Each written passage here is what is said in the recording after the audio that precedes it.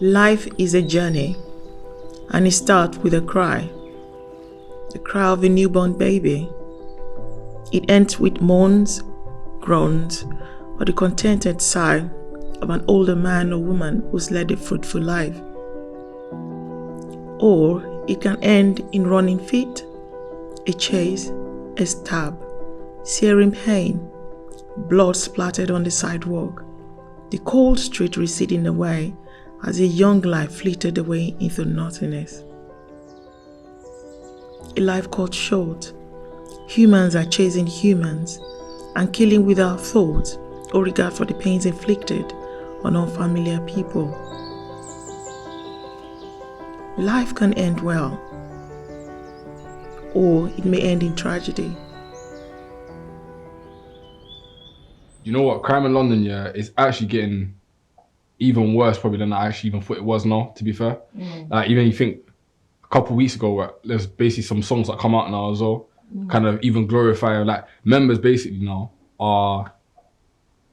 they're just getting bad with it. Like, they're like boasting about it, like almost boasting about the crimes they're committing now. And then it's kind of getting a bit mad. Like, you think most people are just out for a good time, innit? And then you got kind of people that just want to purposely go out to look for certain people to do certain things, innit? Yeah. And you think, like, that's what I mean. I don't like going out, do you know what I'm saying? Because it's like, I know that being in them certain situations, I'm going to get put in situations that I might not want to be in. And if I don't react a certain way, that's going to invoke a certain reaction. If I do act that same way that people would expect me to react, it's still going to, like, do you know what I'm saying? Like, it's still going to cause the same scenario to happen. And that can end up mean, like, me losing my life, basically. Like, and it's crazy. It's crazy to think, like, a party, for example, or like a motive out with my friends. Why am I thinking about potentially not coming home the next day?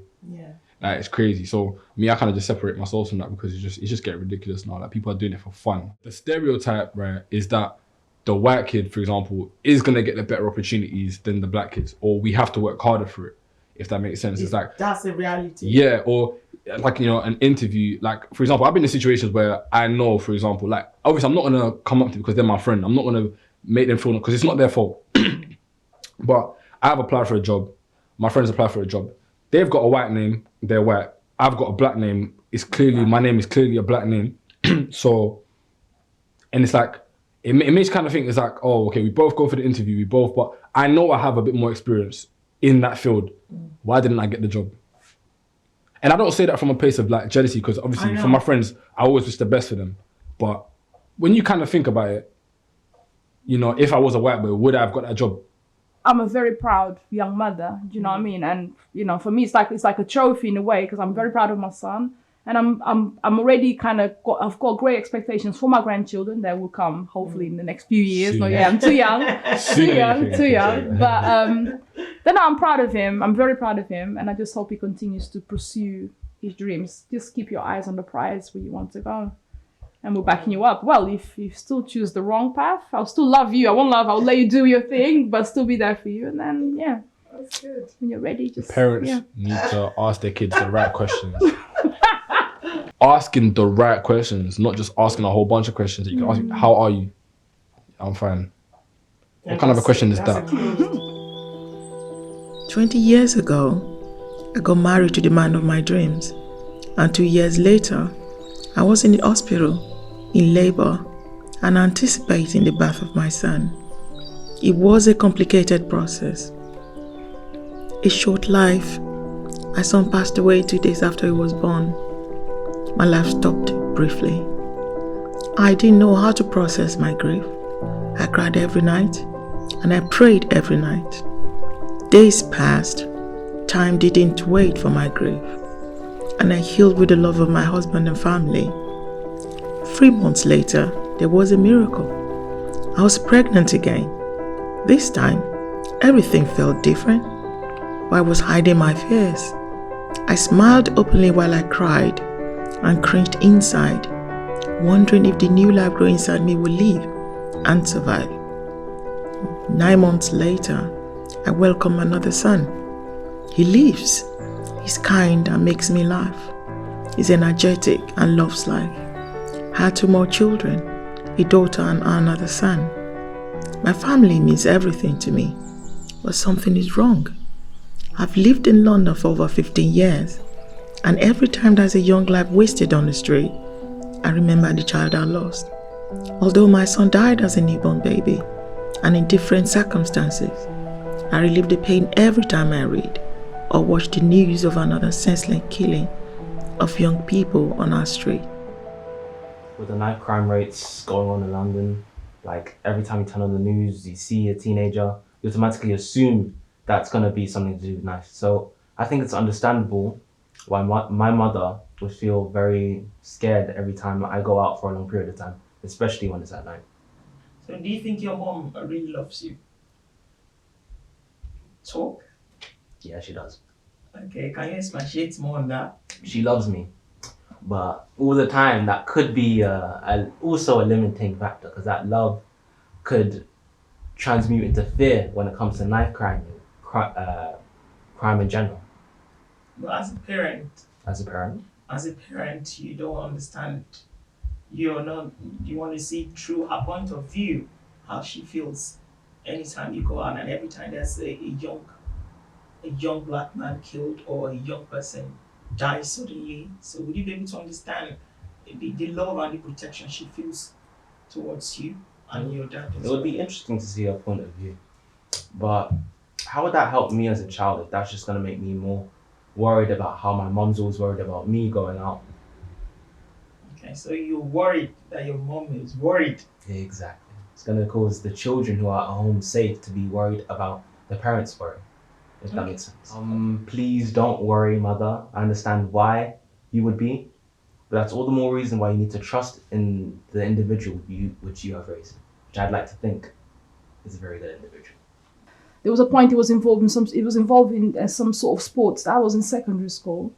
And I noticed he used to be so passionate about it, all of a sudden he didn't want to go anymore. And I'm thinking, but why don't you want to go? You're so passionate about this thing. Why do you want to go anymore? I just don't want to go anymore. But something inside of me knew that was not right. That was his passion. Eventually, the more I asked. One day he broke down and he said that he was being bullied. So that's why he didn't want to be part of it anymore. And unfortunately, he didn't continue with that. It was already too much of a gap. If I'd known before, maybe we could have encouraged him to be part of it again. But one of the biggest challenges sometimes is helping him to hear my voice of love and knowing who he is, because I know who he is, rather than the comments that you'll be told outside. The comments that's really gonna break him, the comments that's gonna tear him down, not build him up. And I think we've had loads of conversations like that when he's heard something or he feels like everything is going wrong. There's no way for me. I'm like, no, there is. I believe in you. I know you're my child. I know there's better things for you. I think there are disadvantages and setbacks and traps that other people have set out for me. But because of the confidence in my skin, I don't make it a factor. And I'm going into an interview, I don't act like a colour, I act like me. Recently, like we lost someone that was close to the family. But one reason that she'll always stand up to me is because she was an elder white lady. I'm a young black boy. That narrative is very rare, unless it's direct family. Yeah. But she's never, ever once made me feel like I was this big or that I was intimidating or that I was just this random. All the time checking how I was, give me a hug, just being something that I shouldn't be used to. You know what I'm saying? I shouldn't, that kind of relationship. I'm not typically meant to be used to that. She should be the woman that's kind of crossing the street to get away from me, not coming my way on purpose.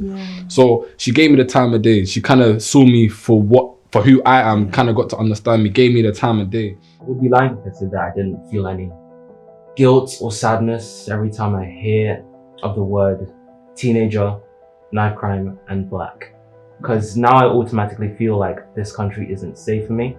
Then again, I try to think rationally, thinking about how it's not the actual colour, it's just a crime. That always gives me a sense of reassurance, knowing that I can be different. I don't have to be another statistic. Just because of my colour doesn't mean I have to do a certain thing or act a certain way. Just because people might see me a certain way. My eldest son is now 17. He's brilliant and hardworking. He had one of the best GCSE results in his school and is currently studying medicine at A-levels. He wants to be a doctor. Samuel wants to help and make our society a better place for everyone. But should I be afraid anytime he's out of the house? Or because of the color of his skin? Can I have hope that things will improve and that love may conquer hatred, racism, anger, and the ugliness inherent in the human soul. My son believes in a better society, a better world. Raphael Benedetti wants to see goodness in him. Faye Benedetti wants to champion the cause of women and family. These people are keen to see positive changes in our society. Maybe there is hope after all. I won't be afraid anymore. Hope, no matter how fleeting, is better than fear. Loving humans can be a reality, while chasing humans could become a myth. I hope love wins. I want life to end well for our young people. Let's start from the beginning.